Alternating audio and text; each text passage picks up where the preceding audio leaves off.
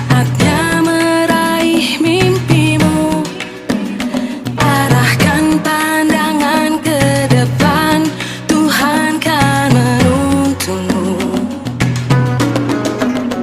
Sadarilah masa berganti, tantangan kan kita hadapi, bergandeng tangan untuk negeri, era kita menanti berseri. Kita belajar Pancasila, kita bernafas dalam sila-silanya. Kita belajar Pancasila, ayo kita jaga untuk Indonesia. Untuk KKG kita pada pagi hari ini, sebelum kita mulai, kita ambil hikmahnya dulu ya ibu-ibu, supaya kegiatan KKG kita ini menjadi berkah dan bisa kita laksanakan di sekolah kita tercinta masing-masing. Oke, sebelum KKG dimulai, marilah kita berdoa menurut agama dan kepercayaan kita masing-masing. Doa dimulai.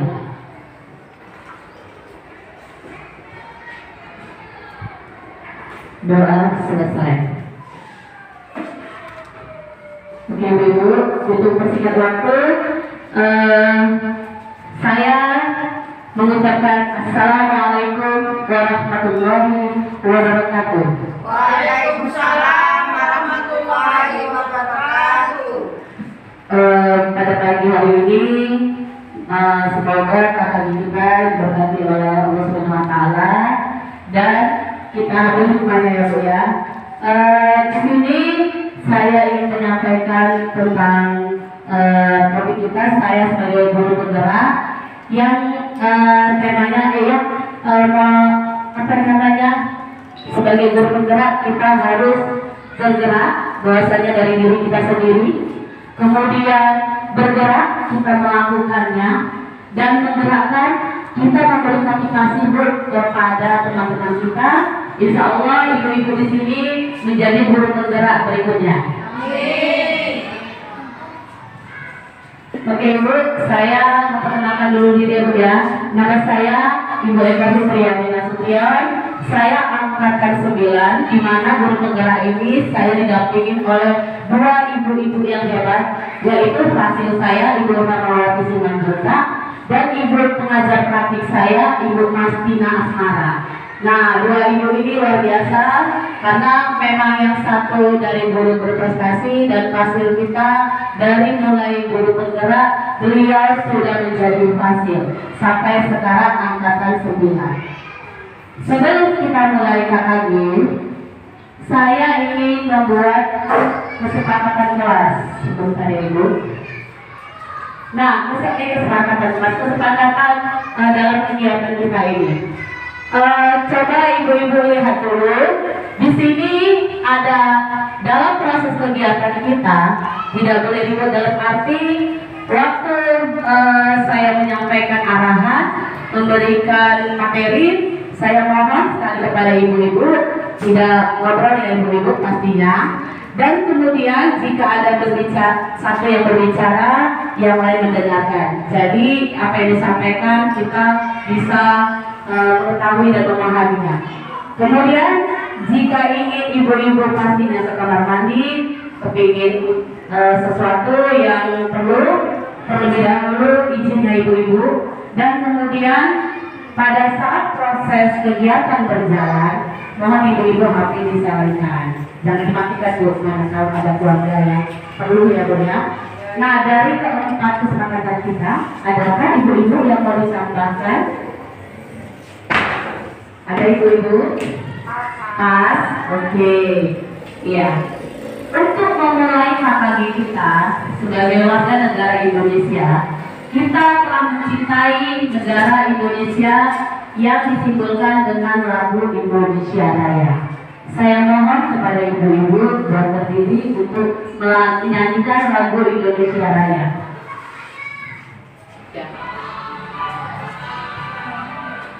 Indonesia tanah airku, tanah tumpah darah.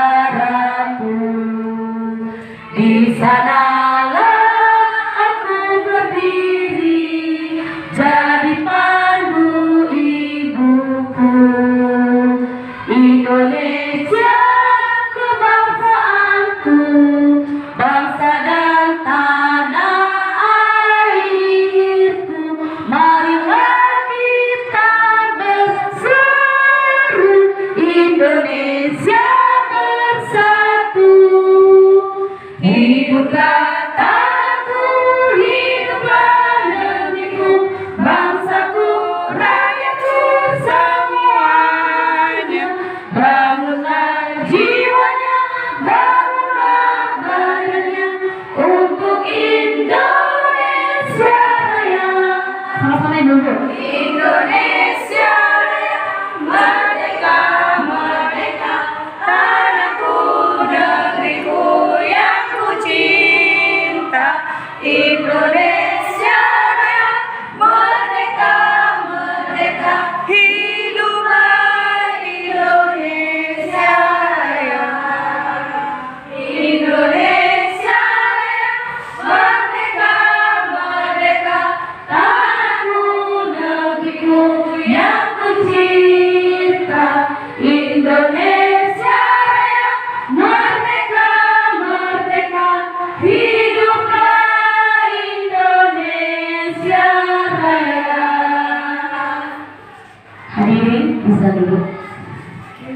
Oke, terima kasih buat ibu-ibu telah menyanyikan Indonesia Raya.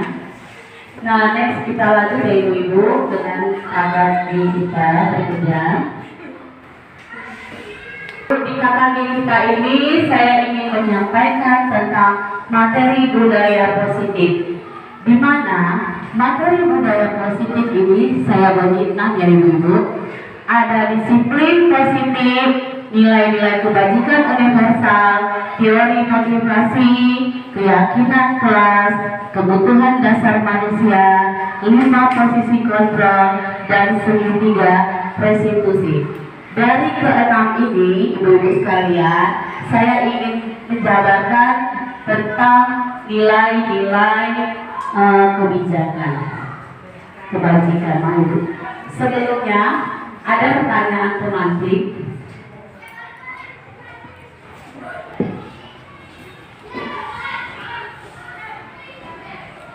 Di sini ada pertanyaan pemantik, di mana ibu-ibu sekalian hanya menjawab setuju atau tidak setuju. Kenapa? Karena di sini kita fungsinya adalah sebagai guru ya ibu-ibu, dan juga ada ibu kepala sekolah. Nah, di sini ada 3. Sebagai hukuman dapat mendisiplinkan anak. Nanti ibu-ibu ya, saya bacakan dulu. Kemudian pemberian hukuman dengan hal positif seperti membaca atau membersihkan halaman sekolah dapat meningkatkan disiplin anak. Dan yang ketiga, memberi penghargaan dapat meningkatkan motivasi belajar anak. Sekarang yang kita mau bahas dulu, hukuman dapat mendisiplinkan anak. Menurut ibu-ibu sekalian, benar atau salah kalau hukuman dapat disiplinkan anak? Ayo ibu, benar atau salah? Ada yang mau memberikan jawaban? Setuju apa tidak setuju? Setuju atau tidak setuju dulu? Setuju. Setuju? Setuju? Oke. Ada yang memberi penjelasan mengapa setuju? Ada yang memberi penjelasan mengapa setuju? Ibu-ibu sekalian? Oke, ibu. Perkenalkan dulu ibu namanya. Terima kasih kepada Bu Eka. Perkenalkan nama saya Bu Yenti. Nah, menurut saya memberikan hukuman itu apakah dapat mendisiplinkan anak? Apakah saya setuju? Menurut saya setuju, asalkan jangan hukuman fisik. Karena dengan memberikan hukuman mendisiplinkan anak supaya anak tersebut tidak mengulangi lagi kesalahan itu. Menurut saya seperti itu. Terima kasih buat Ibu Yeti. Berarti Ibu Yeti di sini hukuman dapat mendisiplinkan anak, Ibu setuju ya? Oke, nanti ya Bu ya kita penjelasannya. Kemudian yang kedua, pemberian hukuman dengan hal positif seperti membaca atau membersihkan halaman sekolah dapat meningkatkan disiplin anak. Setuju atau tidak setuju ibu-ibu? Setuju? Oke. Kalau setuju, saya ingin alasannya buat Ibu Salma. Terima kasih Bu Eka atas kesempatannya. Perkenalkan, nama saya Salmawati Siditonga. Yang kedua ya Bu ya, pemberian hukuman dengan hal positif seperti membaca atau membersihkan halaman sekolah dapat meningkatkan disiplin anak. Menurut saya itu sangat baik ya, karena hukumannya itu bukan hukuman yang membuat fisik anak cedera, tetapi dengan memberikan hukuman yang baik, yang bagus, contohnya saja itu seperti membaca. Dengan membaca berarti kan bisa menambah pengetahuan anak, seperti itu. Kemudian dengan membersihkan halaman sekolah, itu kan bagus ya kan, yang tadinya halaman sekolah kotor, kemudian dibersihkan oleh anak karena dia punya kesalahan, dengan memberikan hukuman seperti itu sangat baik sekali menurut saya. Seperti itu saya sangat setuju. Terima kasih Bu. Terima kasih buat Ibu Salma. Berarti Ibu poin kedua setuju ya Ibu ya? Oke, kita ini dulu ya Bu ya. Kemudian yang ketiga, yang terakhir Ibu, memberi penghargaan dapat meningkatkan motivasi belajar anak. Setuju atau tidak Ibu-Ibu? Setuju. Coba saya kelompok sini sudah, sekarang bagian yang sini. Mengapa Ibu setuju?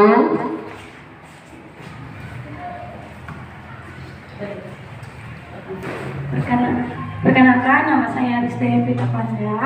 Mengapa saya setuju? Karena penghargaan itu penting buat anak-anak. Jadi dengan adanya penghargaan mungkin memotivasi anak-anak tersebut untuk lebih giat lagi dalam belajar di kelas. Terima kasih.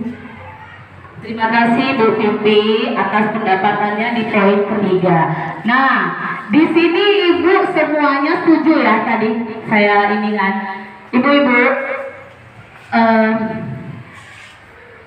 mengenai setuju atau tidaknya, karena saya sebagai seorang guru ya Ibu-ibu ya, saya ingin menyampaikan di sini, kalau kita memberi hukuman kepada anak didik kita, itu nanti kedepannya pasti akan melekat, Ibu-ibu, karena bahasa hukuman. Jadi kalau menghukum, bagaimana membangkit menurut Ibu, membuat disiplin? Tidak ya Ibu-ibu ya. Jadi walaupun itu membangkit atau mendisiplinkan, kalau udah kata menghukum, itu pasti akan melekat ke diri anaknya pada suatu saat nanti. Mungkin tidak sekarang ya Ibu, walaupun di situ dibilang mendisiplinkan. Karena kata hukuman itu sebaiknya tidak kita beri kepada anak. Nah, kemudian memberi ini sama ya Bu ya, poin kedua, lanjut ketiga, penghargaan. Mengapa meningkatkan motivasi? Jadi kalau andai kata dia tidak diberi penghargaan, berarti anak itu dia motivasi belajarnya akan menurun. Kenapa? Karena dia seringkali selalu diberikan penghargaan. Jadi anak tersebut kalau selalu diberi penghargaan, suatu hari nanti di kelas, baik dia udah jenjang SMP, SMA ataupun kuliah, tidak ada suatu penghargaan, apakah daya minat anak tersebut masih seperti itu? Saya rasa tidak. Kenapa?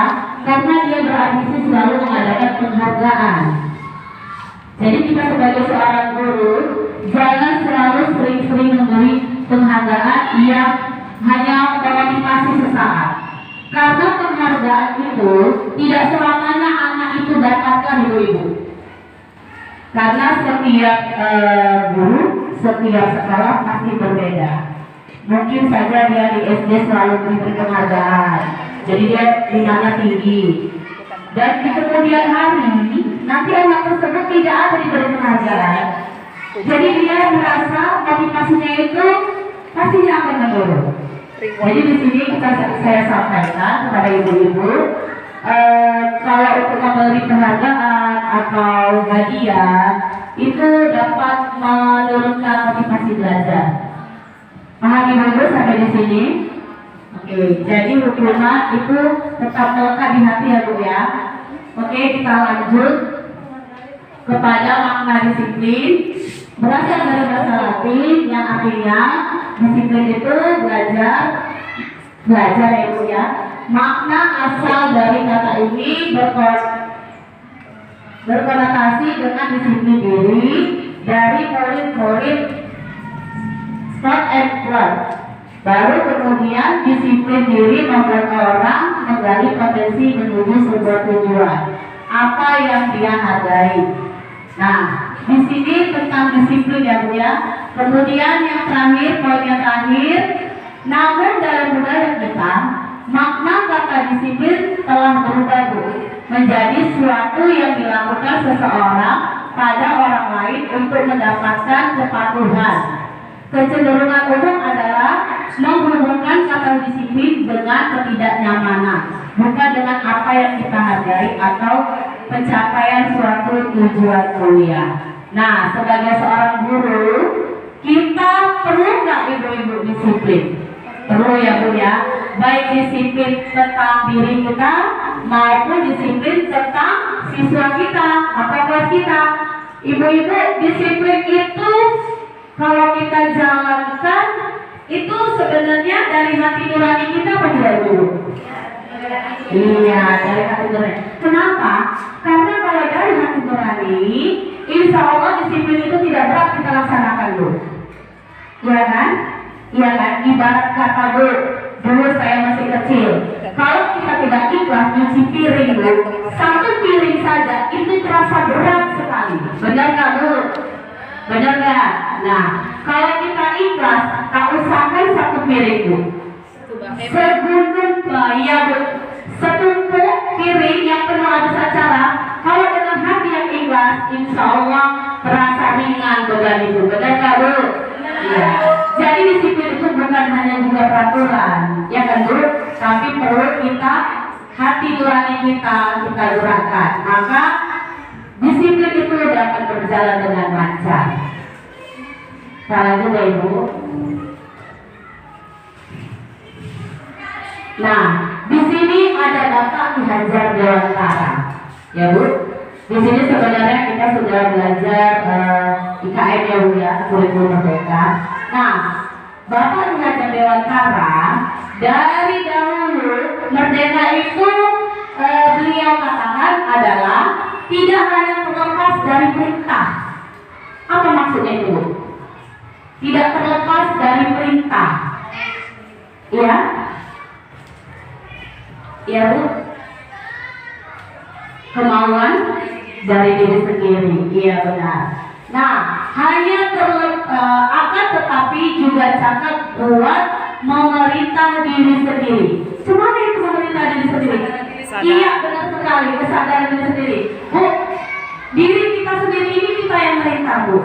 Jadi kalau kembali lagi tadi tentang disiplinan, disiplin itu bisa kita milih dari diri kita sendiri.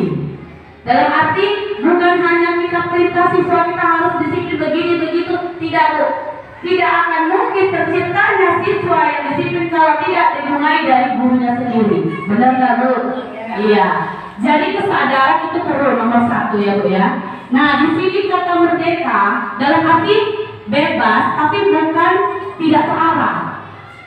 Paham Ibu maksudnya? Merdeka tapi terarah sesuai dengan tupoksi kurikulum kita. Contoh, ini sekarang kan udah IKM kurikulum merdeka ya kan Bu? Jadi anak ini bebas bukan berarti semena-mena. Tetap ada prosedur yang kita jalankan. Tetap ada prosedur yang kita jalankan. Jadi makna merdeka kembali lagi kita lebih kita lebih mengikuti apa kata murid kita sesuai dengan proses pembelajaran. Namun harus ada arahan dari kurikulum yang sedang kita pakai. Bukan berarti merdeka terus semena-mena, tidak. Maksudnya kita lebih berpihak kepada siswanya. Dan sebagai seorang guru, kita juga harus menyampaikan secara bervariasi dalam arti jangan monoton Bu. Contohnya nih, itu aja saja kritikan, tidak. Jadi kita sebagai seorang guru harus bervariasi dalam penyampaian materi kepada peserta didik. Sampai di sini paham Ibu maksud dari pendeka?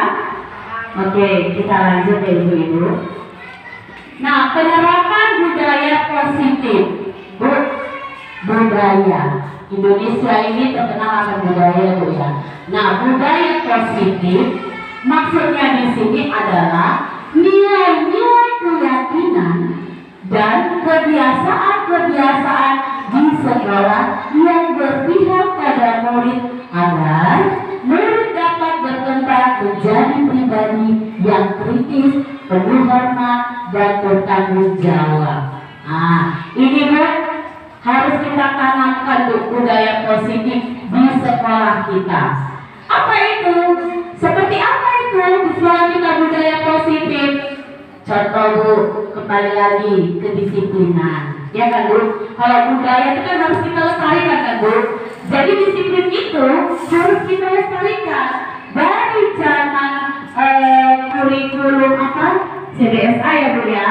Terus sampai sekarang ya Bu, ya KTSP. Itu budaya positif itu perlu kita lestarikan. Di sini sebagai kritis, pribadi yang kritis. Artinya apa Bu? Diri kita ini perlu ada arahan untuk hal yang positif dari sekolah kita.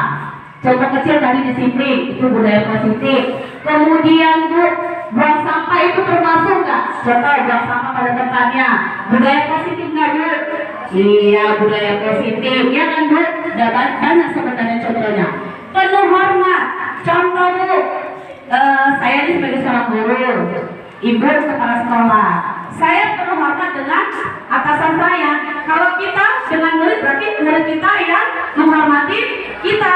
Tapi Bu, kalau sesama murid itu apa namanya Bu? Menghormati atau menyayangi? Iya, benar sekali. Menyayangi sebagai sesama murid.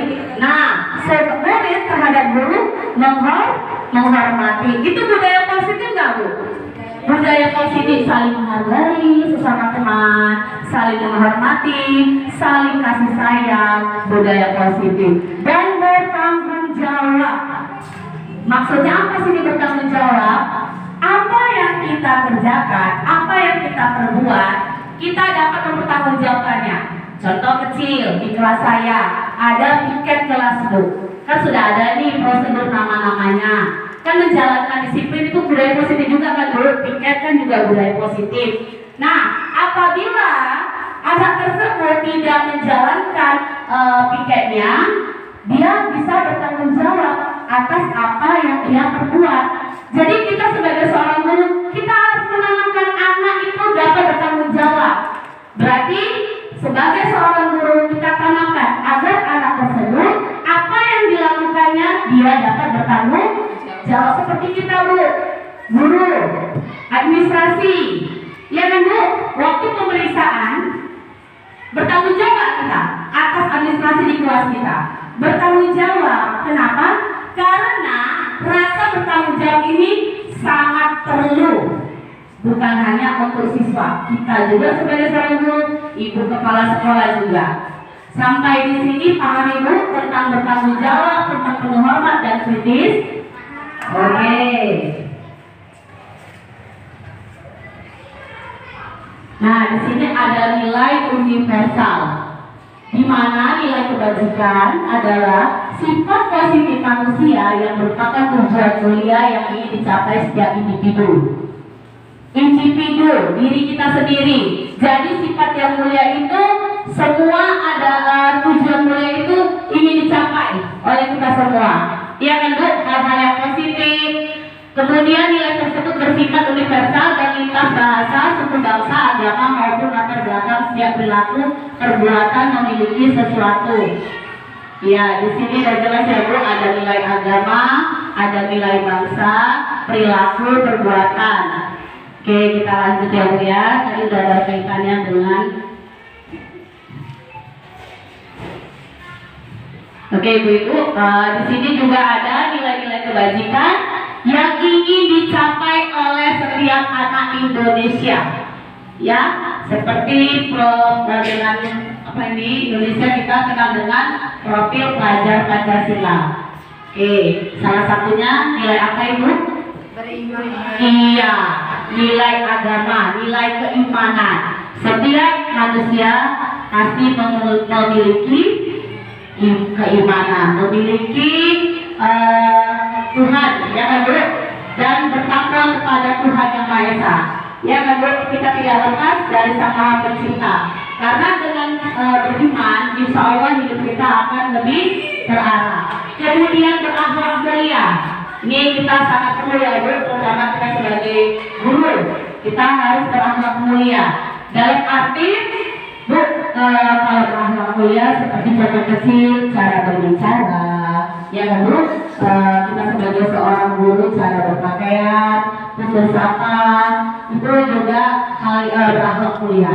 Kemudian mandiri, contohnya mandiri Bu. Di sini banyak hal kegiatan ya Bu. Contohnya salah satu guru bergerak, itu mandiri kan Bu. Jadi kita harus kembali lagi kesadaran diri kita. Kenapa? Kita sebagai seorang guru, kita tidak lepas untuk belajar Bu. Ya kan? Jangan berharap, oh saya udah jadi guru, saya udah pandai. Tidak, kita perlu mengasah dan mencari ilmu-ilmu yang harus kita kembangkan oleh untuk anak peserta didik kita. Nah, bernalar kritis. Sebagai seorang guru, kita juga perlu bernalar kritis. Dalam arti apa Bu? Kita harus bijak. Jadi kalau umpama nih ada di contoh kegiatan seperti seperti bergerak, kita harus bernalar Bu. Kenapa?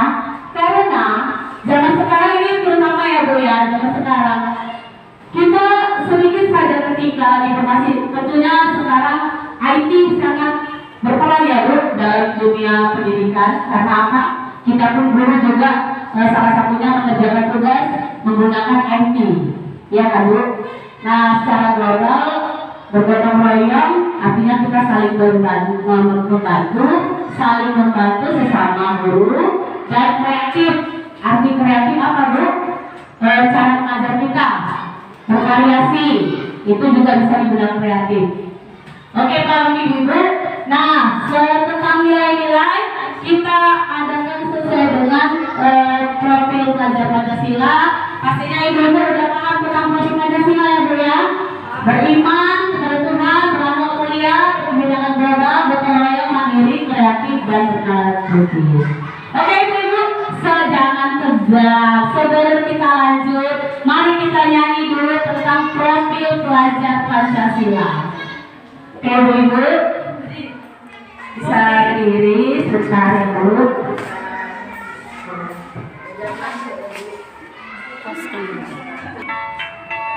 Oke Ibu, kita nyanyi dulu ya.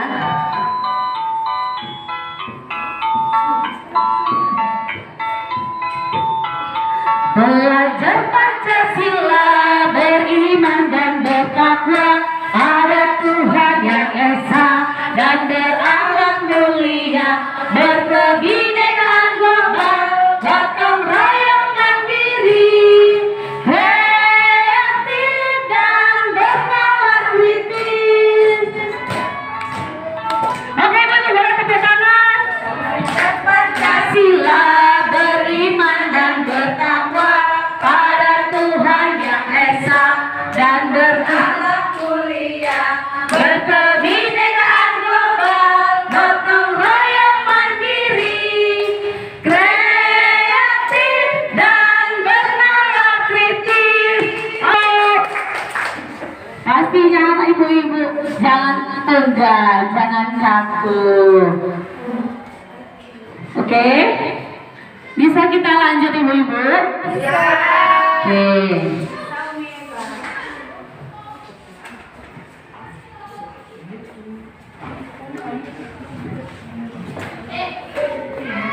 Oke, di sini ada teori motivasi perilaku manusia. Di sini ada saya tampilkan 3 ya Bu ya. Saya bacakan dulu. Yang pertama, untuk menghindari ketidaknyamanan atau hukuman, apa yang akan terjadi apabila saya tidak melakukannya? Ya, tunggu ya Bu ya.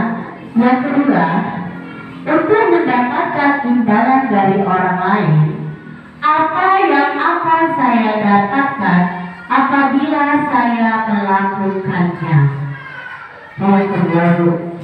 Dan yang ketiga, untuk menghargai diri sendiri, saya akan menjadi orang yang seperti apa bila saya melakukannya. Oke, di sini ada motivasi eksternal, dan motivasi internal. Dulu, eksternal sama internal. Sebagai seorang guru Bu, apa yang kita pilih? Udah ada keterangannya ya Bu ya. Eksternal seperti apa? Ada dua itu eksternal.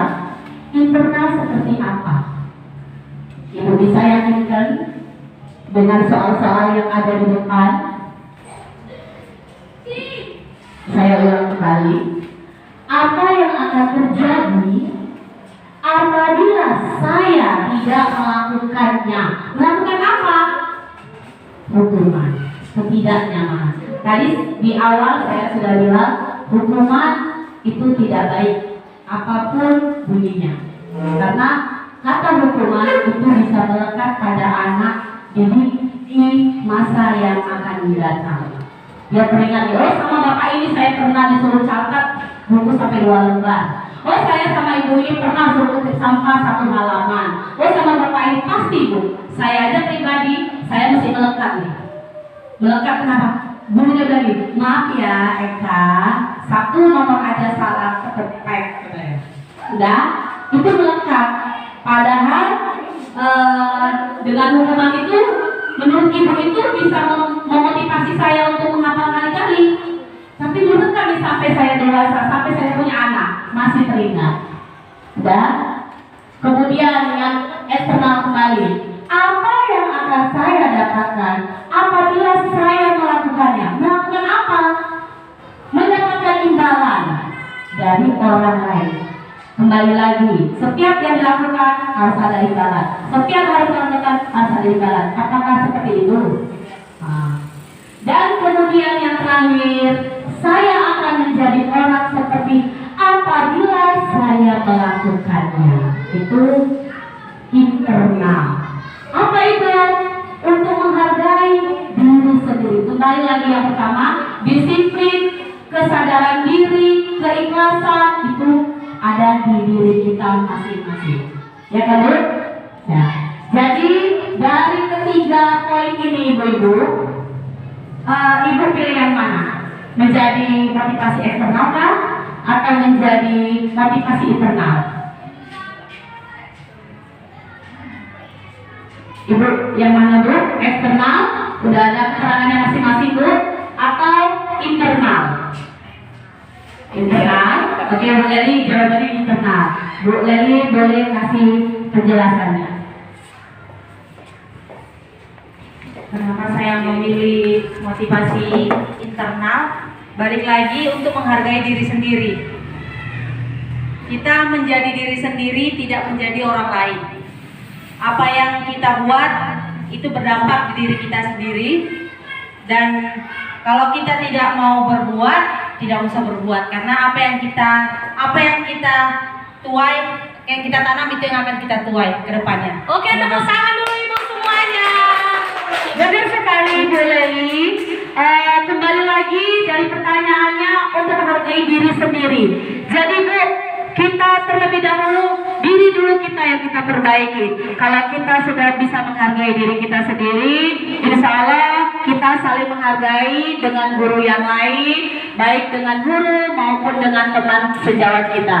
Nah, benar ya Bu ya, kita sebagai guru yang kita pilih adalah motivasi internal, di mana menghargai diri sendiri. Tadi Bu Leli bilang apa yang kita tanam itu akan kita dapatkan, atau kita istilah bilang Bu, kita panen ya Bu ya. Nah, jadi kalau kita menanamkan sifat kita seperti itu, itulah yang kita dapat nantinya di kemudian hari. Benar sekali Bu Leli. Terima kasih buat Bu Leli. Kemudian di sini ada latihan Bu. Dalam arti di sini tindakan seorang guru. Ini rata-rata guru ya di sini ya. Namun ada bapak kepala sekolah dan ibu kepala sekolah. Nah, tindakan guru dan hukuman atau konsekuensi. Beda nggak Bu? Kita kesini dulu. Beda nggak Bu? Hukuman atau konsekuensi. Beda nggak Ibu? Beda. Beda ya Bu ya. Jadi kalau hukuman itu contohnya apa Bu? Seperti apa? Hukuman. Tiba-tiba. Coba buat ibu yang di kelompok sini dulu. Hukuman itu seperti apa Bu? Salah satunya. Contohnya anak berbuat kesalahan, kemudian kita menghukumnya. Contohnya kalau dia tidak membuat PR, kita suruh anak itu untuk berdiri. Itu hukuman. Terima kasih buat ibu. Tadi ibu bilang hukuman membuat PR ya Bu ya. Jadi kalau anak tersebut tidak membuat PR, kita beri hukuman itu seperti itu hukuman ya Bu ya. Oke, kita ini dulu ya. Konsekuensi.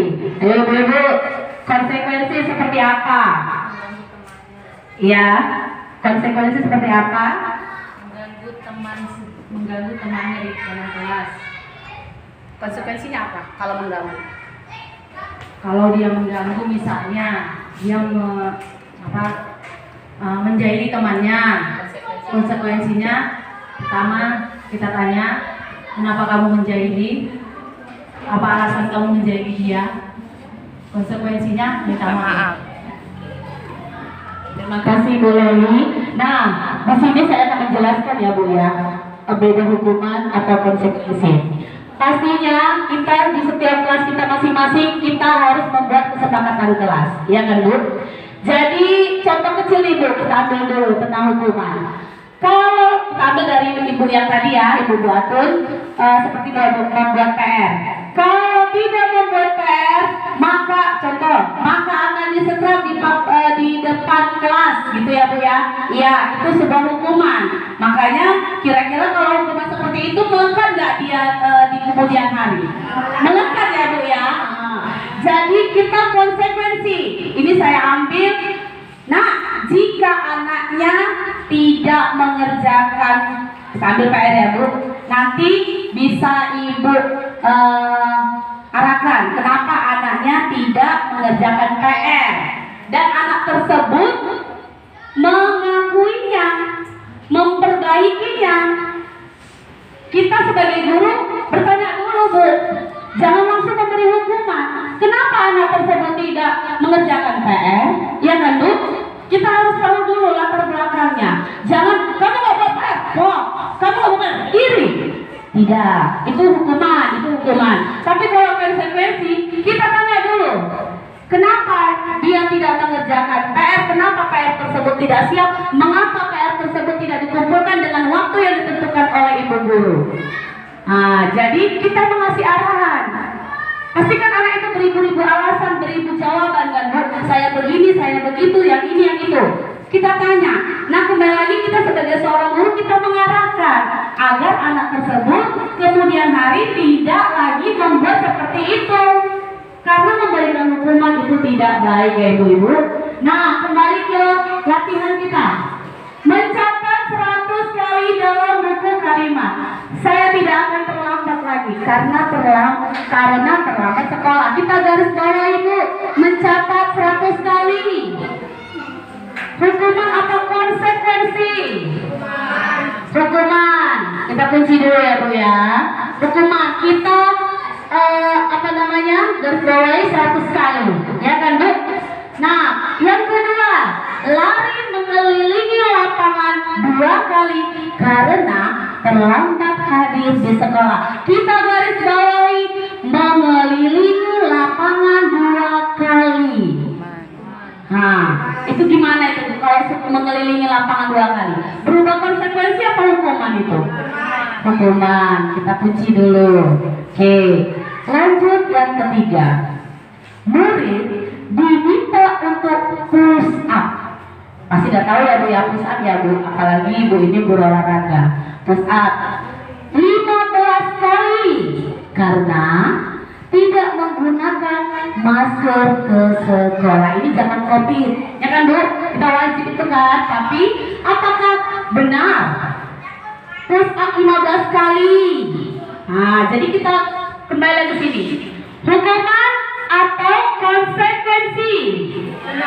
Hukuman. Kita kunci. Berarti tadi 100 kali hukuman, mengelilingi lapangan 2 kali hukuman, push up 15 kali hukuman. Lanjut. Menggantikan kertas tugas teman yang telah dicoret-coret. Menggantikan. Ini ada nggak poinnya bertanggung jawab? Kita malah dulu nih. Ada nggak poin yang bertanggung jawab? Tadi ke tema pertama ya Bu, yang di depan ya Bu. Kita harus menanamkan rasa tanggung jawab kepada peserta didik kita. Ada nggak Bu tadi saya sampaikan? Ada. Kita garis bawahi Bu, mengganti kertas, ya kan? Karena apa digantinya? Karena sudah dicoret-coret. Jadi larinya kemana Ibu-Ibu? Konsekuensi. Konsep? Oke, hukuman, konsekuensi. Kita kunci ya Ibu-Ibu. Lanjut. Membersihkan tumpahan air di meja tulis karena tersenggol pada saat belajar. Bu, yang perlu digarisbawahi mana? Gantian dulu. Mana Bu yang mau digarisbawahi? Membersihkan tumpahan air. Itu kira-kira melatih bertanggung jawab nggak itu? Ya. Oke. Jadi di sini ada membersihkan, ya kan Bu? Kita garis bawahi ya Bu ya. Tumpahan air, membersihkan tumpahan air. Berarti kembali lagi Bu, hukuman atau konsekuensi? Konsekuensi apa hukuman Ibu-Ibu? Konsekuensi? Yakin? Oke, kita kunci. Berarti tadi hukuman apa? Kedua, ketiga, keempat, kelima. Lanjut kita ke 6. Berarti Ibunya ada ini nih. Nanti jawabannya. Murid disuruh untuk menggunakan sepatu seharian di sekolah karena tidak mengenakan sepatu hitam. Murid disuruh untuk menggunakan sepatu seharian di sekolah karena tidak menggunakan sepatu hitam. Murid disuruh untuk menggunakan sepatu seharian. Sehariannya kan? Oh dia warna-warni. Ini kita berarti ambil sepatunya warna-warni ya Bu ya. Jadi dia disuruh. Ya, ini saya jelaskan Bu. Dia tidak mengikuti aturan karena aturan di sekolah tidak boleh menggunakan sepatu warna-warni. Nah, jadi dia menggunakan sepatu warna-warni. Jadi hukuman atau tidak? Apa konsekuensi? Hukuman. Lanjut. Jangan berlari di kelas lah. Jangan berlari di kelas. Lari mengelilingi lapangan 2 kali karena terlambat 10 menit. Kita garis bawahi yang mana Bu? Mengelilingi lapangan 2 kali karena apa? Karena dia terlambat 10 menit untuk pelajaran PJOK. Ada di sini guru PJOK? Tunjuk tangan. Apakah Ibu seperti itu? Tidak. Tidak boleh memberi hukuman ya Bu ya. Nah, kita garis bawahi yang mana Ibu-Ibu? Kita garis bawahi yang mana? Hah? Lari mengelilingi lapangan 2 kali. Oke, kita kunci. Konsentrasi. Hukuman, konsekuensi, hukuman lagi ya. Hukuman. Berarti konsekuensinya ada berapa? Ada 2. Kita lihat jawabannya. Benar tidak ya?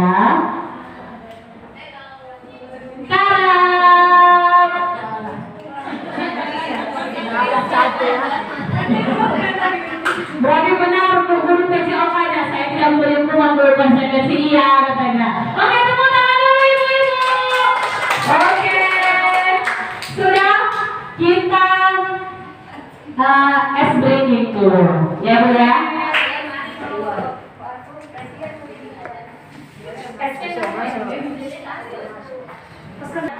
Oke ibu-ibu, kita sedikit sejenak ya ibu-ibu, bapak-bapak. Selamat datang Pak Yuan. Oke, kita breaking dulu. Nah, ibu-ibu, breakingnya kita pakai nalar dulu ya Bu ya. Saya mau bercerita dulu. Di sini ada Ayah Adi. Sudah? Dia memiliki 5 orang anak. Yang pertama namanya siapa Bu? Nina. Kedua? Ini. Ketiga Bu? Nino.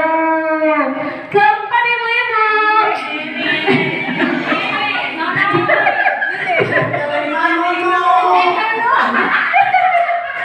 Kelima, keempat apa tadi? Ini. Kelima. Ya Pak Yuran. Nono, kita kunci Nono. Ya Kak? Nino. Nino. Nono. Nino. Adi. Oke. Kita kunci ya. Pak Yuran tadi? Nah, Pak Yuran tadi? Nono. Pak Dayat? Nino. Ya kan? Yang satu lagi? Adi. Sekarang saya mau ngasih penjelasan ya Bu. Ayah Adi mempunyai 5 anak. Anak pertama namanya Nina. Anak kedua namanya Nini. Anak ketiga namanya Nino. Anak keempat namanya Nine. Anak kelima namanya Adi. Cakep, benar sekali teman-teman. Kenapa namanya Adi? Karena ayah si Adi. Tepuk tangan ibu-ibu. Aduh, pintar ternyata ibu-ibu kakak kita ini ya. Ternyata bapak-bapaknya kalah ini. Perlu ditingkatkan Pak kakaknya. Oke.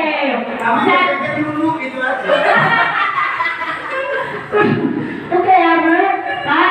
Jadi benar. Kenapa? Karena si Adi ini si ayahnya. Ayah Adi. Ayahnya si Adi. Oke ibu-ibu, tepuk tangan sekali lagi. Oke, lanjut kita keyakinan kelas. Kembali lagi ke tema kita kata dia ya. Keyakinan kelas dan kesepakatan kelas. Beda nggak Bu? Keyakinan dengan kesepakatan? Beda. Benar sekali. Keyakinan kelas itu yang ada di kelas kita. Kesepakatan yang ada di sekolah kita. Kesepakatan kita sama anak didik kita membuat kesepakatan yang ada di dalam kelas kita masing-masing. Berarti pertanyaan lagi Bu, apakah setiap kelas berbeda-beda? Pasti ada ya, karena peraturan di kelas masing-masing berbeda. Contohnya saya dengan Bu Wiwit, walaupun sama-sama guru kelas 6, tapi berbeda-beda. Nah, kita lanjut dulu. Nah, kesepakatan kelas, ini Bu pengertiannya. Kesepakatan kelas adalah sesuatu yang telah disetujui bersama warga kelas. Siapa itu warganya Bu? Murid. Cakep. Terkait dengan aturan-aturan yang berlaku di dalam kelas serta konsekuensi bila tidak melaksanakannya.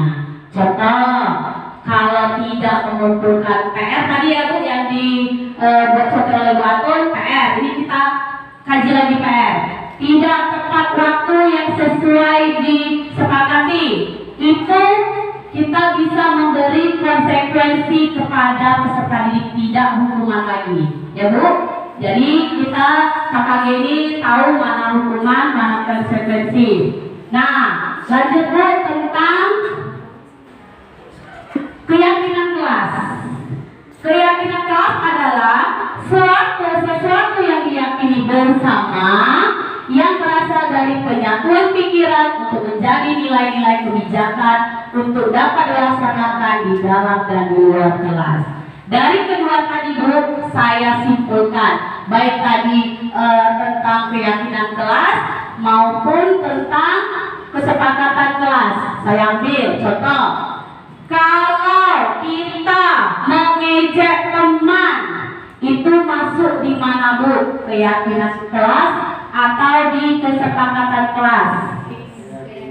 Keyakinan, karena dia berlaku di luar ya Pak ya. Karena walaupun contoh nih si A tidak satu kelas nih dengan si B, jumpa di luar, bolehkah mereka saling mengejek? Tidak. Berarti masuk di mana Bu? Keyakinan atau kesepakatan? Keyakinan. Contoh lagi Bu, kalau kita membuang sampah sembarangan, masuk di mana Ibu? Keyakinan. Keyakinan, karena kita juga di luar tidak boleh membuang sampah sembarangan. Boleh kan kita selagi kita di luar terus kita makan jajan kita buang di halaman, boleh Bu? Tidak. Itu bisa membuat dampak yang buruk karena buang sampah tidak pada tempatnya. Satu lagi Bu, terakhir. Tidak mengumpulkan PR dengan tepat waktu sesuai waktu yang ditentukan. Kesepakatan. Benar sekali, kesepakatan. Berarti Ibu dan Bapak sudah paham ya Bu dari kata ini bahwasanya mana yang kesepakatan, mana yang keyakinan itu bisa kita bedakan karena kesepakatan itu berlakunya di dalam kelas kita karena sebelum memulai pembelajaran atau di awal semester alangkah baiknya kita membuat keyakinan kelas baik dengan murid kita masing-masing. Oke, lanjut ya Bu ya. Nah, di sini ada nilai-nilai kebajikan Bu. Saya bacakan.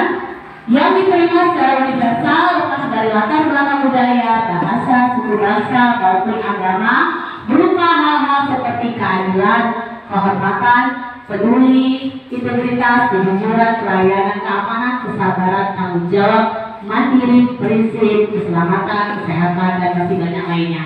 Ya, jadi kita harus adil Bu sama murid karena murid memang perlu belajar. Jadi kita tidak boleh Bu, oh si pola ini begini, si pola ini begini. Tidak. Itu saya garis besar saja ya Bu ya. Nah, kita lanjut di sini kembali lagi ada latihan Bu. Langsung saja ya Bu ya, peraturan atau keyakinan. Selalu kembalikan buku ke tempatnya.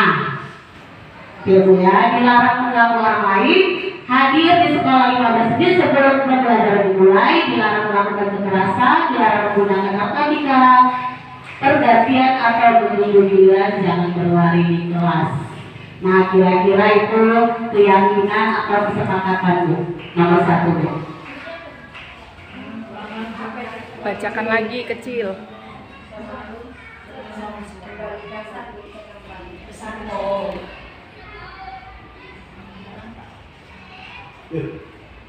Tunggu dulu ya Bu ya. Tadi kita di awal sudah belajar, sudah memberikan rasa tanggung jawab ya Bu ya. Tadi saya sudah memberikan. Jadi di sini Ibu dan Bapak kira-kira isiannya ini apa? Bertanggung jawab apa yang lain? Coba Bu, sama-sama kita baca.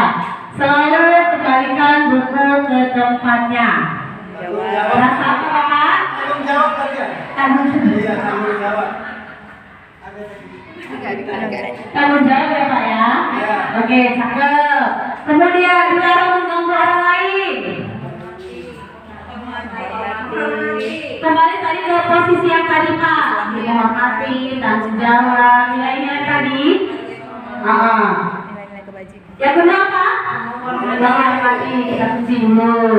Hadir di sekolah 15 menit sebelum pembelajaran dimulai. Tanggung jawab.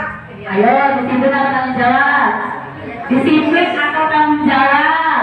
Disiplin, kita kunci. Tanggung jawab. Iya. Ya, yang berikutnya dilarang melakukan kekerasan. Keselamatan. Kekerasan. Iya, keselamatan. Kita kunci. Dilarang menggunakan narkotika. Kesehatan. Pergantian atau menunggu giliran. Kesabaran. Jangan berlari di kelas. Keselamatan. Keselamatan. Semua ada nilai-nilainya ya Pak ya Ibu. Oke, kita lihat. Iya, di sini ada rasa tanggung jawab. Benar sekali. Kemudian dilarang mengganggu orang lain. tadi saya sudah sampaikan di materi awal ya, menghormati sesama guru, menyayangi sesama teman. Hadirin sekalian 15 menit, menghormati orang lain atau berkomitmen diri sendiri, kembali lagi, ya kan Pak, Bu? Dilarang melakukan kekerasan, keselamatan, menghargai orang lain. Benar, ada keselamatan tadi. Dilarang menggunakan narkotika, kesehatan. Bapak Ibu, kesehatan. Jadi pertanyaan nih, kalau merokok kesehatan apa enggak? Kesehatan. Berarti mengganggu kesehatan ya Pak ya? Oke, memang KKB kita ini manfaatnya banyak sekali ya Bu ya. Oke, pergantian atau menunggu giliran? Bersabar, kesabaran ya benar, kesabaran sama bersabar sama ya Bu. Jangan berlari di kelas. Keselamatan tadi ada, benar, keselamatan. Oke, kita lanjut ibu-ibu. Ya di sini tadi ada ya bertanggung jawab. Nah, kebutuhan dasar manusia. Ibu-ibu, kita sebagai manusia kita perlu kasih sayang. Benar nggak? Benar nggak Pak? Nah, jadi itu yang ada gambarnya. Kemudian perlu nggak kita dihargai atau menghargai? Perlu nggak kita sebagai manusia individu atau sebagai manusia kita kebutuhan dasar kita memiliki kesenangan? Perlu nggak? Perlu. Rasa aman dan bebas? Perlu.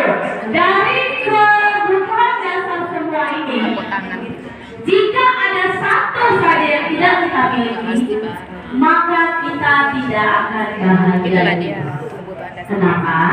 Bu, kasih sayang itu dari keluarga, ya kan Bu? Emang kita perlu Kemudian penghargaan itu Bu bukan berupa kayak cendera mata, hadiah, tidak Bu. Suatu pujian itu juga penghargaan bagi kita, benar nggak Bu? Benar kan? Itu kalau ibu udah dipuji rasanya gimana gitu, pasti tuh, ya kan Bu? Ya. Kemudian kesenangan. Walaupun kita guru Bu, perlu nggak kita senang Bu? Perlu. Maka dari itu kita harus healing. Benar kali Pak? Cakep. Kemudian rasa aman. Benar sekali. Healing itu kesenangan ya kan Bu? Iya, benar sekali. Rasa aman. Perlukah kita rasa aman? Perlu. Apalagi kalau udah ada yang menjaga kita aman, tenang. Ya kan Pak? Iya kan Pak? Kalau insya Allah iya jawabannya. Karena memang kebutuhan dasar manusia ini harus kita miliki, empat ini tidak bisa lepas. Ya kan Bapak Ibu? Iya. Nah, kita lanjut lagi. Kelima posisi kontrak tersebut yaitu sebagai pengukur, pembuat rasa bersalah, teman, pemantau, dan manajer Bu. Kita sebagai seorang guru Bu, ini 5 ini Bu, perlu, ya kan Bu? Tapi saya mau bertanya nih Bu, pernah nggak Ibu menghukum? Jujur? Ya pernah lah. Iya, kita manusia ya Bu ya. Tapi dari kesalahan itu tidak perlu kita ulang kembali. Pak, Bapak, pernah nggak Bapak membuat rasa bersalah kepada murid? Pernah kali. Masalah ya Pak ya? Pasti pernah ya Bu ya? Saya pernah. Itulah nak udah capek-capek mamanya nyuci untuk orang Cina, anaknya main-main. Kan jadi bersalah dia kan? Pasti tuh pernah. Nah pernah nggak Bapak Ibu menjadi seorang teman sama muridnya? Contohnya apa Pak? Bidan namanya bidan. Bidan. Nah, tadi Bapak yang jawab, saya dulu Pak. Saya perkenalkan namanya. Belum kenal. Tak kenal tak saya. Terima kasih Ibu, saya Iwan Setiawan dari SD Sana.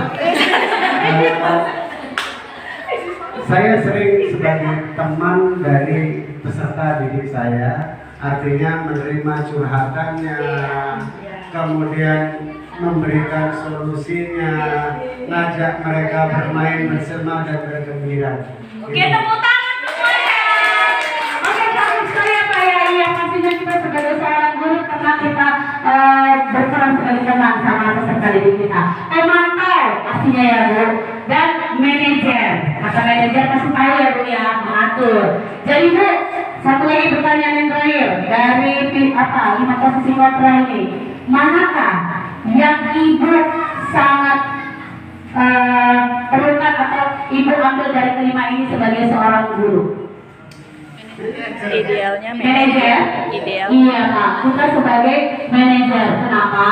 Karena dalam manajer itu kita sebagai seorang guru memang kita harus mengatur, dalam arti bukan berarti kita harus keinginan kita ya Bu ya. Kembali lagi kita tetap berkolaborasi dengan siswa kita ya Pak.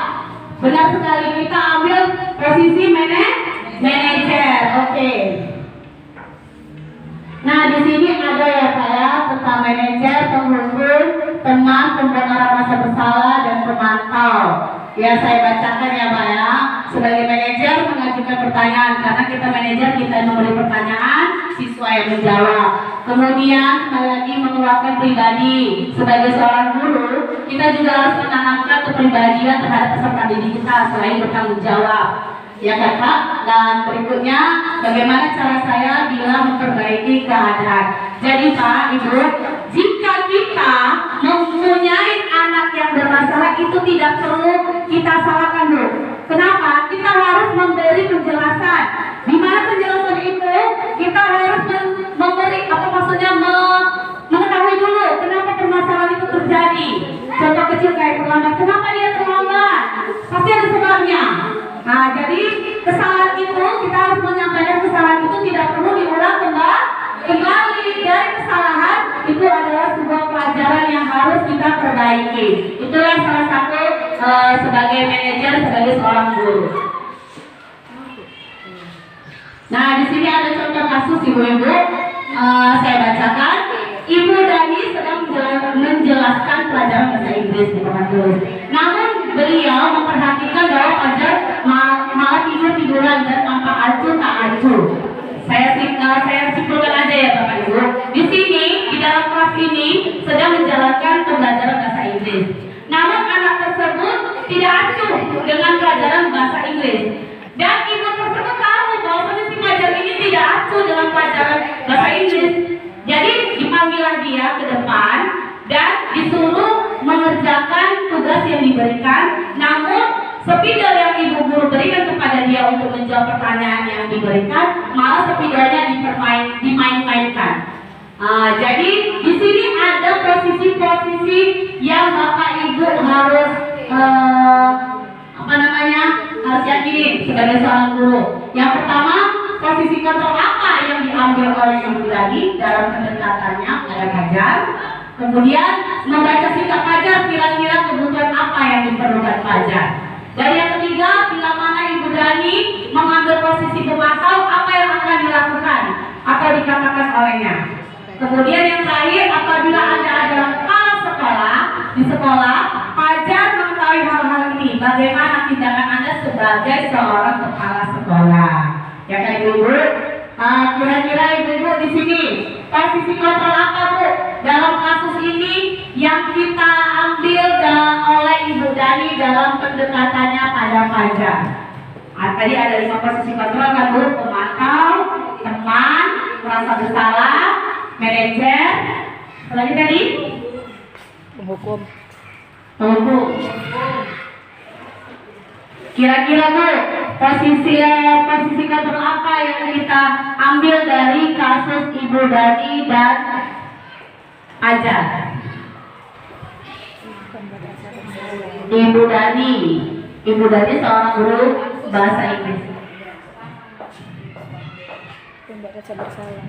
Posisi apa? Posisi teman. Tidak rasa bersalah. Membuat merasa bersalah. Yang sana teman, yang sini membuat merasa bersalah. Coba kita ambil dari sini. Kenapa Ibu Pipi memilih merasa bersalah? Boleh Ibu kasih penjelasannya? Yang poin ke-1 Bu, posisi kontrol apa yang Ibu ambil untuk dalam kasus tersebut? Ibu Dani. Posisi merasa Menurut saya posisinya dari poin pertama rasa bersalah karena gurunya Ada bahasa. Gimana kamu belajar, kamu tidak kasihan sama ibu ya? Tidak kasihan. Nah ya, menurut saya yang posisi gurunya ini adalah pemberi rasa bersalah karena gurunya ada di situ di kalimat itu ada berbicara, kamu gak kasihan sama ibu udah capek mengajar. Disitulah tumbuh apa ya, rasa bersalah murid gitu kepada gurunya. Terima kasih Bu Pipi. Berarti Bu Pipi di sini dalam kasus ini kepada Ibu Dani menimbulkan rasa bersalah. Karena apa? Kata Bu Pipi tadi di sini kenapa Ibu udah capek-capek menyampaikan materi. Jadi Ibu guru tersebut menimbulkan membuat rasa bersalah kepada si Fajar, ya kan? Tadi dari sini rasa bersalah. Kayaknya tadi yang di sana apa tadi ya? Teman ya Pak ya. Boleh Pak, pendapatannya Bapak. Iya. Pendapat. Terima kasih Ibu. Pendapatan duit. Saya pribadi dan rekan laki-laki dua di sini. Kami berpendapat sebagai teman, kenapa kita kan belum tahu di situ kenapa si Fajar itu tidur-tiduran, malas-malesan. Maka di luar jam pelajaran berinisiatif untuk memanggil beliau secara pribadi, kemudian ditanya kenapa bermalas-malasan. Karena kan bermalasan di situ kita nggak tahu apa sebabnya. Jadi dengan kita merasa care sama dia, otomatis dia akan cerita, Bu, tadi malam saya jaga malam misalnya, sehingga dia tidur-tiduran. Atau Bu, tadi malam saya banyak PR. Nah, kan ini bisa jadi alasan. Dengan mengajarkan PR nggak salah gitu.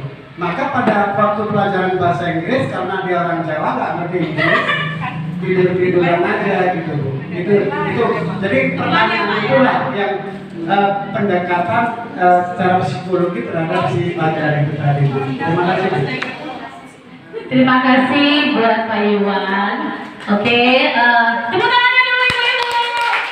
Iya, tadi rasa bersalah apa kamu tidak kasihan dengan Ibu sudah menyampaikan itu dari Bu Bibi. Kemudian dengan Pak Iwan, Bapak rasa sebagai teman ya Pak ya, Bapak ambil dari kasus ini karena intinya murid tersebut tidak tahu anak itu kenapa malas belajar bahasa Inggris. Benar Pak, benar Bu Titi. Semua itu kita berperan sebagai seorang guru, di mana peran kita sebagai teman, seperti yang tadi saya sampaikan kan. Tapi kembali lagi kita tetap menjadi guru sebagai manajer. Kenapa? Karena di dalam kelas kita yang menghandle baik contoh tentang si Fajar yang tidak semangat mengikuti pelajaran bahasa Inggris. Namun di situ kira-kira nih Bu, ada nggak dia kembali lagi kurang kasih sayang? Karena tadi dari keempat ya Bu ya, harus memiliki rasa sayang, rasa senang. Bisa nggak itu si Fajar itu kurang kasih sayang? Bisa jadi kan Bu? Karena jadi kalau tidak memiliki salah satu aja dari kebutuhan manusia individu itu tidak akan bahagia, benar kan Pak?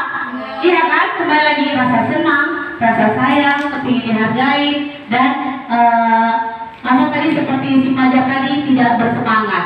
Jadi bisa saja Pak Ibu ada sesuatu di keluarganya, ya kan? Karena kurang kasih sayang, kurang perhatian, jadi minat anak tidak tidak semangat untuk belajar. Nah, apabila Anda adalah kepala sekolah Bu di sekolah Fajar dan mengetahui hal ini, bagaimana tindakan Bapak Ibu jika muridnya seperti Fajar ini? Ini ada dua kepala sekolah ya di kakak kita ini, baik Ibu dari SD 77 maupun dari SD 02. Kepada Ibu kepala sekolah saya persilakan. Terima kasih Bu Eka. Kalau menurut saya tindak lanjutnya ya anak itu harus kita panggil gitu, katanya apa permasalahannya sehingga dia tidak mau belajar dengan sungguh-sungguh, ya kan? Apakah memang gurunya kurang menarik cara pengajarannya? Apa memang anak itu yang mempunyai masalah? Kan kita tidak tahu kan? Maka anak itu kita panggil, kita tanya dulu anaknya, kenapa dia seperti itu? Itu aja. Kalau saya biar kita tahu apa yang terjadi, apakah dia memang di rumahnya punya masalah atau memang dia tidak suka dengan guru yang mengajar. Itu aja. Terima kasih buat Ibu Kepala Sekolah. Iya benar sekali ya Bu ya.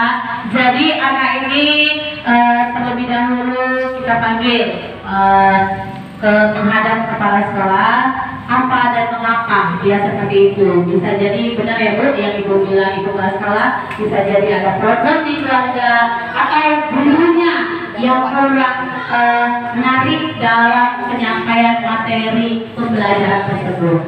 Nah kita lanjut Bapak Ibu.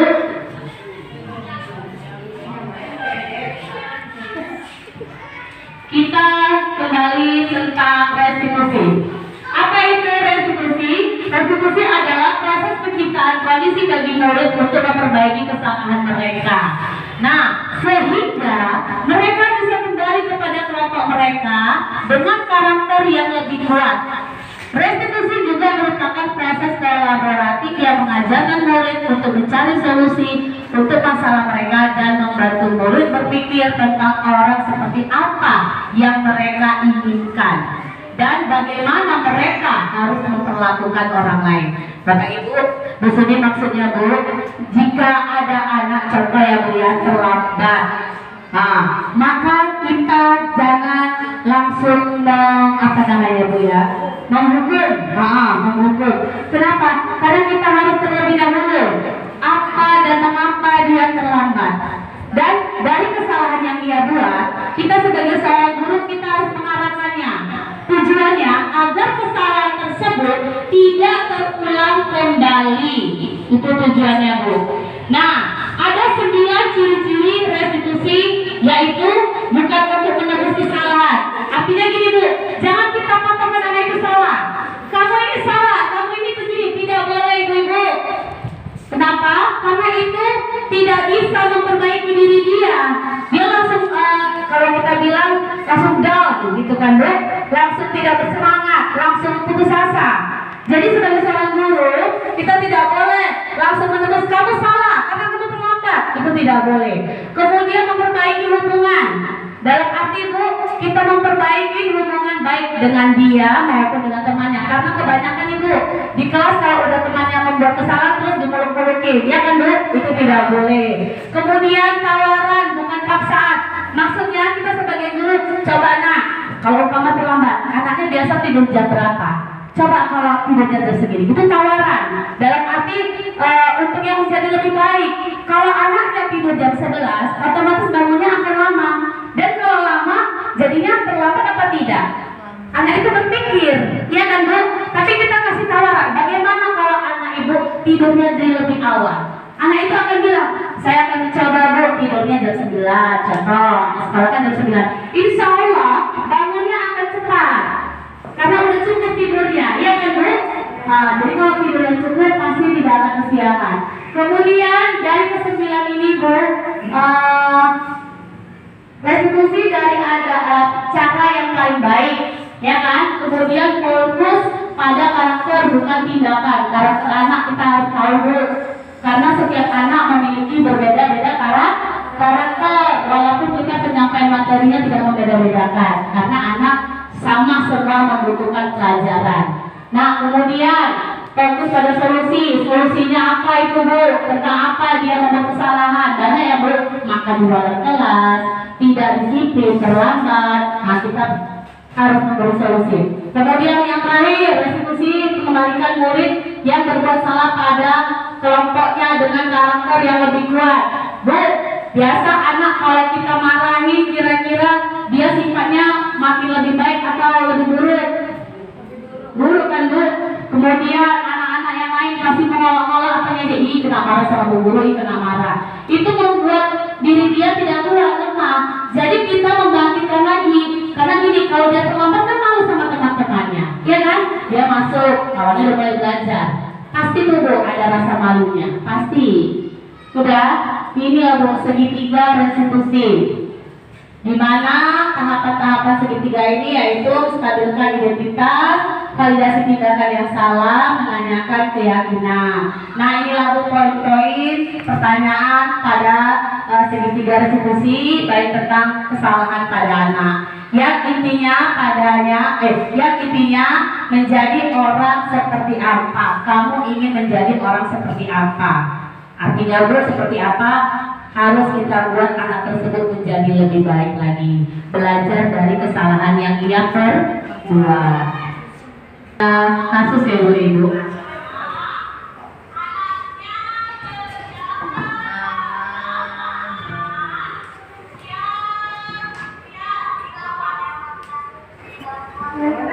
Ada deh, kasus apa?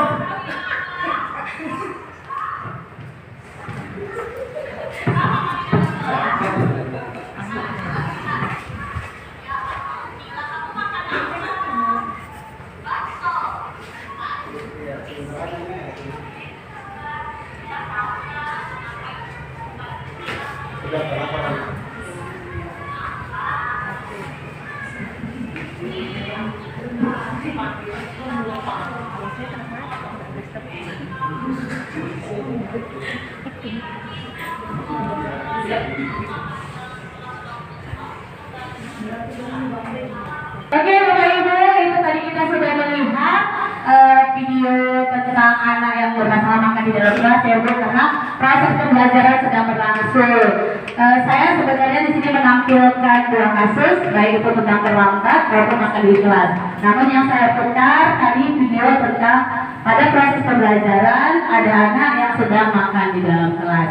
Nah, di sini dari KKB ini Bu, saya refleksi dulu.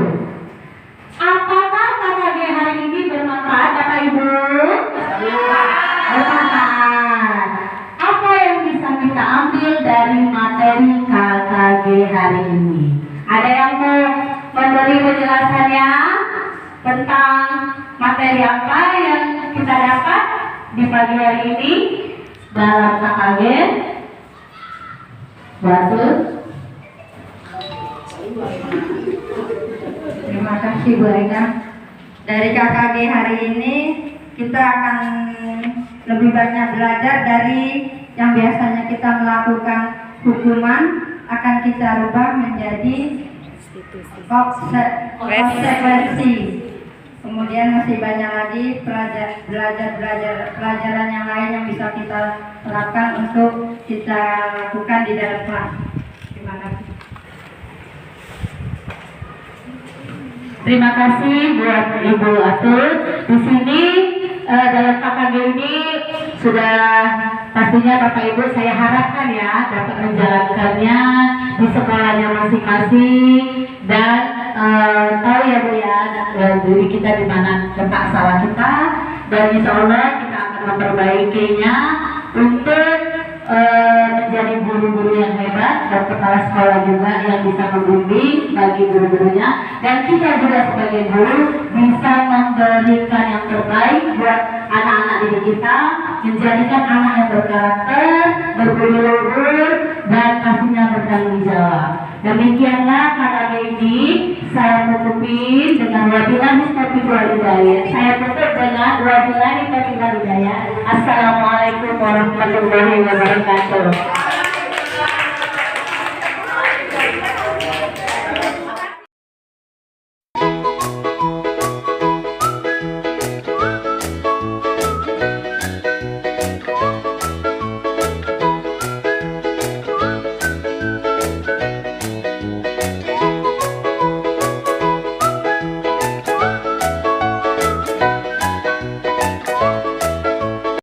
Selamat pagi semuanya.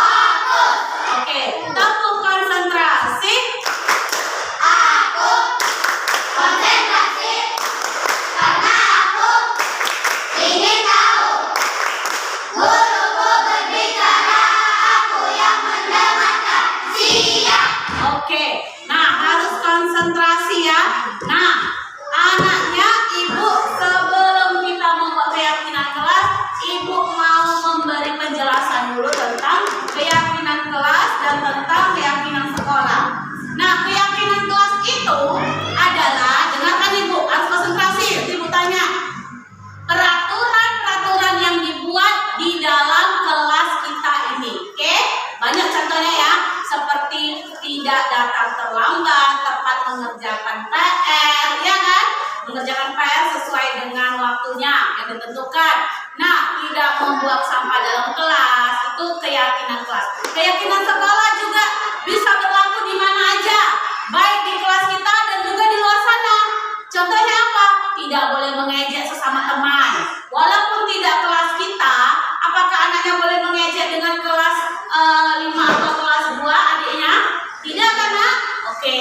Nah, jadi di sini ada peraturan-peraturan yang mana yang kamu inginkan, yang seperti apa peraturan yang kamu inginkan. Bisa? Oke, ini dibagi ya untuk mempersingkat aku. Sebelumnya, Ibu mau tanya dulu. Anaknya udah mengerti tentang keyakinan kelas? Oke, coba sifat apa tadi keyakinan kelas? Peraturan? Iya, itu peraturan apa? Iya, di dalam kelas. Peraturan yang berlaku di dalam kelas. Iya, Kila? Tentang peraturan sekolah? Iya, itu contohnya. Berlaku di? Iya, di mana aja ya, Nak? Di luar, di jalan, di rumah, ya kan? Nah, itu berlaku. Tapi kalau keyakinan kelas khusus ada di kelas kita saja. Oke, ini Ibu bagi. Anaknya tulis satu aja. Peraturan apa yang anaknya inginkan? Paham? Oke. Sudah? Ayo tulis, segera tulis ya, Nak ya. Satu aja. Yang sudah siap boleh ditempelkan. Sudah? Sudah bisa ya, Nak, ditempelkan di depan yang udah nulis? Ayo, tempelkan. Di sini ada tentang keyakinan kelas dan keyakinan sekolah. Anaknya mau yang mana? Langsung tempelkan. Yuk, tidak usah lama-lama. Iya, cepat, taruh. Iya, di mana anaknya mau? Iya, jangan berebutan. Sudah? Oke.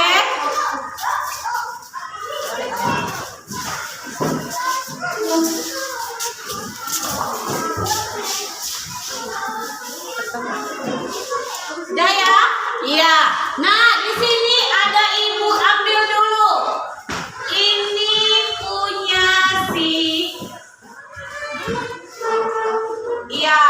si Rana ya. Di sini katanya tidak boleh makan di dalam kelas. Ya, makan di dalam kelas itu berarti peraturan ke kelas. Kelas ya, benar. Tidak boleh makan di dalam kelas. Kita tulis ya. Tidak boleh makan di dalam kelas. Benar. Baru ini tidak boleh makan di dalam kelas, dia sama ya, Nak ya. Ini tidak boleh ribut di dalam kelas. Ya, berarti masuk ke sini ya. Tidak boleh ribut di dalam kelas. Kemudian kalau keyakinan sekolah ini katanya tidak boleh mengejek teman, sama teman, benar. Tidak boleh membuang sampah sembarangan. Bisa keyakinan kelas, bisa keyakinan sekolah, benar. Tidak boleh apa ini? Buang sampah sembarangan, benar. Jadi dimanapun kita berada tidak boleh membuang sampah sembarangan. Ya, benar sekali. Ini tidak boleh makan dalam kelas, sama. Tidak boleh tidur pada saat proses pembelajaran. Iya, benar sekali. Jadi kalau ibu gurunya mengajar tidak boleh tidur. Benar sekali ya, Nak ya. Ini punya siapa ini? Punya Agatha. Mengerjakan PR, mengumpulkan PR dengan waktu yang ditentukan. Iya, benar sekali, mengumpulkan PR dengan waktu yang telah ditentukan. Berarti buat PR dengan tepat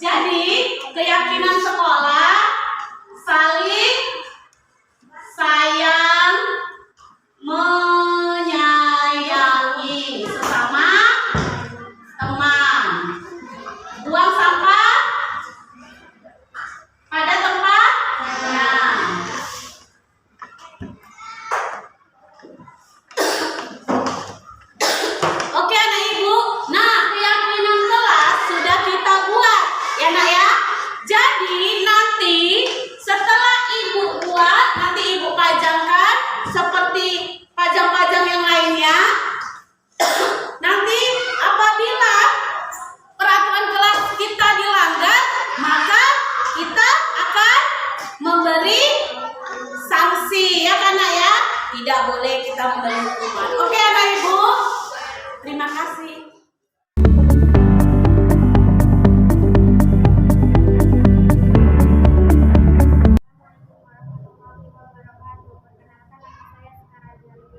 Saya kelas 6A, wali kelas saya Ibu Eka Putriani Nasution. Dengan adanya keyakinan di kelas kami, maka kelasnya lebih bersih, tertib, dan yang pastinya lebih baik dari sebelumnya. Terima kasih Bu Eka. Assalamualaikum warahmatullahi wabarakatuh.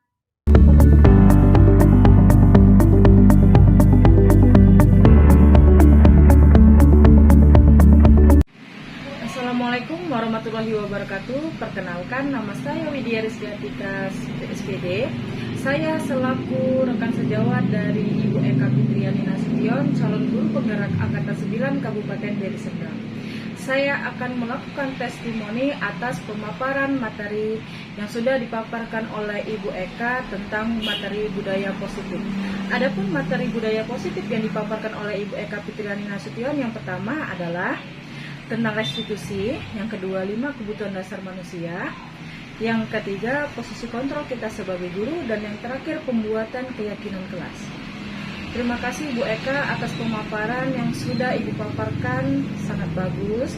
Dan di kemudian hari kelak kami selaku rekan sejawat Ibu Eka akan melaksanakannya di kelasnya masing-masing. Dan bukan hanya itu saja, dan akan melakukannya di sekolah kita masing-masing. Terima kasih Bu Eka atas materinya. Assalamualaikum warahmatullahi wabarakatuh.